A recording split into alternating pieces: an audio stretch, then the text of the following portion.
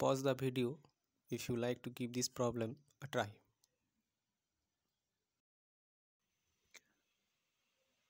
First method, ধরি বৃত্তটির ব্যাসার্ধ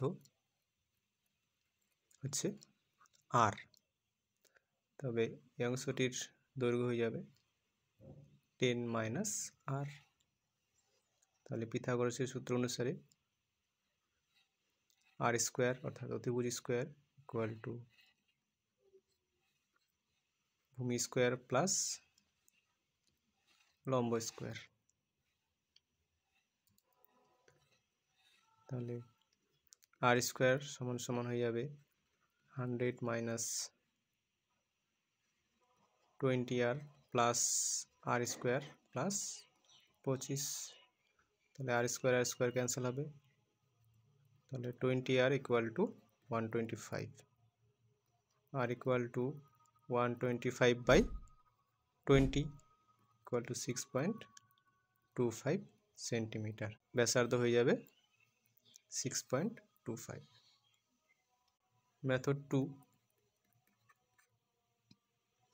আমরা যদি এই জায়গাগুলোকে সম্পূর্ণ অঙ্কন করি, অর্থাৎ 10 সেন্টিমিটারটাকে আমরা বাড়িয়ে দিলাম এবং এই জেটাকেও সম্পূর্ণ অঙ্কন করলাম, তাহলে এই অংশটা হয়ে যাবে 5 এবং 10 সেন্টিমিটারটাকে যে অংশটা বাড়ালাম সেটা ধরে নিচ্ছি x। তাহলে দুটি যে পরস্পরকে ছেদ করলে ছেদাংশ দুটির গুণফল সবসময় সমান হবে, অর্থাৎ 10 × x সমান সমান হবে 5 × 5।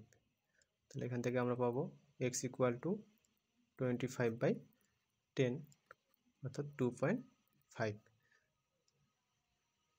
তাহলে বৃত্তটির ব্যাস হয়ে যাবে আমাদের 10 + 2.5 অর্থাৎ 12.5 সেন্টিমিটার। তাহলে বৃত্তটির ব্যাসার্ধ ব্যাসের অর্ধেক, তাহলে